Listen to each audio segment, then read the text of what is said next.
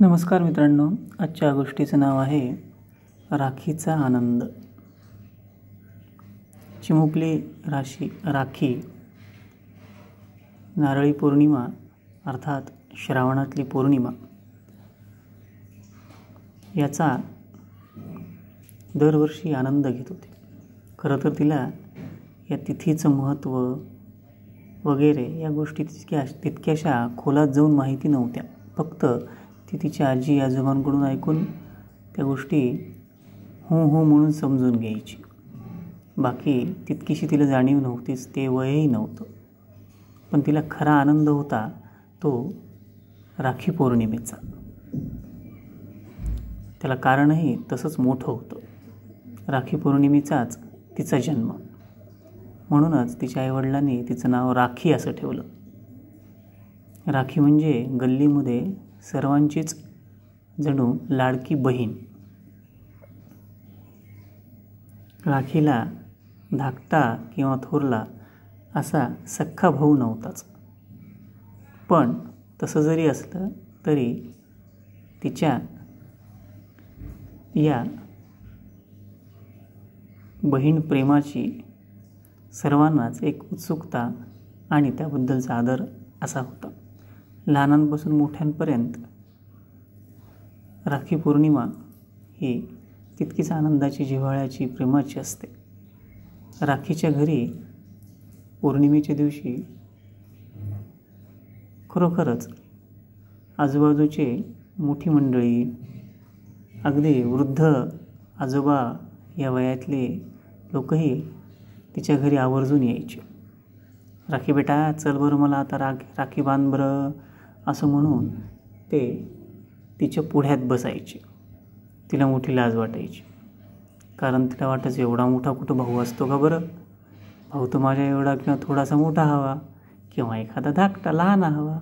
पण इथं आजोबा येऊन बसले, आता मी काय करणार? आई असा आवाज द्यायची आणि मग आई स्वयंपाकघरातून कुठली तरी एखादी छोटीशी राखी तिच्या हातात आणून द्यायची. राखी बांधताना मात्र ती सगळे सोपस्कार अगदी व्यवस्थित पार पाडायची. त्या वृद्ध मंडळींना किंवा त्या आजोबांना तिचं ते निरागस प्रेम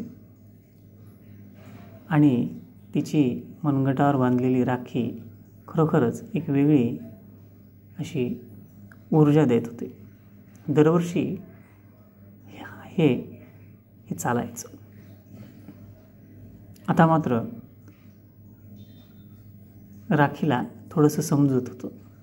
मग राखीसोबत काहीशा अपेक्षाही यायच्या.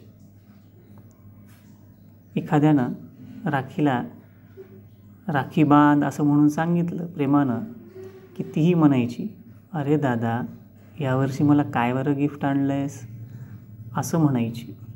आता तिची ही विचारणा सगळ्याच भावांना टोचू लागली, अर्थातच प्रेमानं.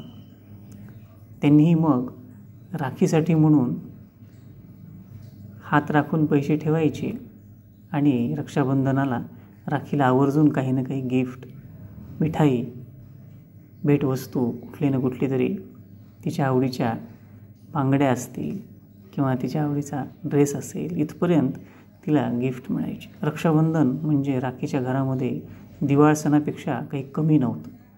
कारण एवढ्या भेटवस्तू, पैसे, अशी सगळी धमाल त्या घरात होत होती. राखीच्या निमित्तानं तिच्या आईवडिलांना खरोखरच आपल्याला फारसे नातेवाईक नाहीत याची खंत वाटत नव्हती. उलट त्या दिवशी आपल्याला किती नातेवाईक आहेत बरं.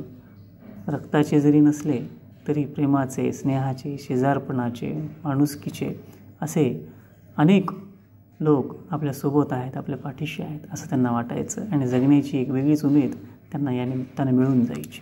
वर्षभर ही ऊर्जा त्या कुटुंबाला पुरायची. जशी त्या कुटुंबाला ही माणुसकीची, प्रेमाची ऊर्जा मिळायची, तसंच तिच्या निरागस प्रेमातून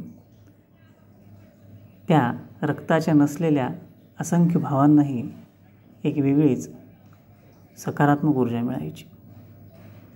आता राखी मोठी झालेली होती. राखीचे काही भावंड अमेरिकेत, जर्मनीत, आणि आणखी अनेक देशांमध्ये वेगळ्या कामाच्या निमित्तानं, नोकरीच्या निमित्तानं, शिक्षणाच्या निमित्तानं गेलेले होते. त्यामुळं यंदा काही भाऊमंडळी फारशी घरी येणार नाहीत याचं तिला सल वाटत होती. एवढी वर्ष ती सलग त्यांचा हा राबता त्यांच्या घरी होता.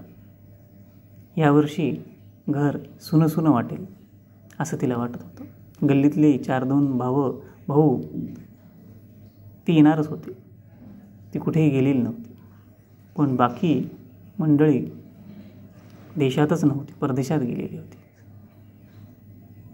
पण तिच्या डोक्यात त्यांच्याविषयीचा स्नेह कायमच होता. तो एक ऋणानुबंध तिनं जपलेला होता. तिच्या आईवडिलांनी तितकाच तो प्रेमानं सांभाळलेला होता. यंदा राखीचं लग्नही ठरणार होतं. यंदाचं रक्षाबंधन राखीसाठी तितकंच महत्त्वाचं होतं. ती आता तरुण झालेली होती. तिला असं वाटलं की परदेशातल्या माझ्या त्या भावांनाही आपली राखी पाठवावी. म्हणून तिनं टपाल केंद्र गाठलं. ती पोस्टात गेली. तिथं काही पाकिटातून आपल्या भावांना तिनं राख्या पाठवून दिल्या. 8-10 दिवस आधीच तिनं ही सगळी तयारी केली. सोबत एक पार्सल, मिठाई, घरी बनवलेला फराळ असं आणि त्या भावाला आवडणाऱ्या काही छोट्या मोठ्या तिच्या क्षमतेनुसार मिळणाऱ्या आणि त्यांच्या आवडीच्या वस्तूही तिनं पार्सलमधून पाठवल्या. त्याला खर्चही झाला. 200-300 रुपये एका पार्सलला असा खर्च येत होता. पण तिनं मागे पुढे पाहिलंच नाही. जमा करून ठेवलेले पैसे आणि त्या भावांनी वर्षानुवर्ष दिलेले गिफ्ट्स, ह्या गोष्टी तिच्या मनात होत्या.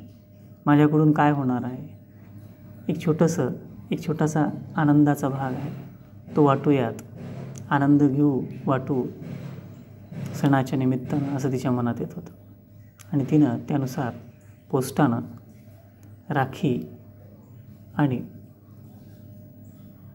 भेटवस्तू, फराळाचं पाकिट असं एक पार्सल परदेशात रवाना केले.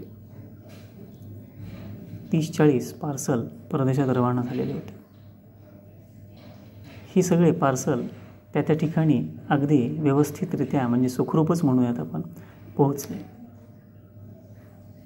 तर सर्वांनाच ते पार्सल घरी आल्यानंतर मोठं आश्चर्याचा, म्हणजे सुखद आश्चर्याचा धक्का बसला. वा, ग्रेटच आहे राखी.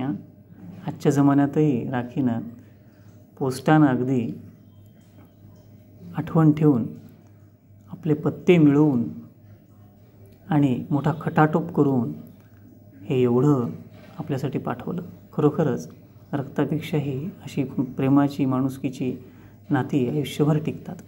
त्यांची ऊर्जाही आपल्यासोबत कायम राहत असते. त्या ऊर्जेमध्ये निरपेक्षता असते, फारशी अपेक्षा नसते. केवळ असते तो स्नेह आणि माणुसकीचा सुगंध. झाली आजची गोष्ट. पुन्हा भेटूयात पुढच्या भागात. तोपर्यंत काळजी घ्या. बाय.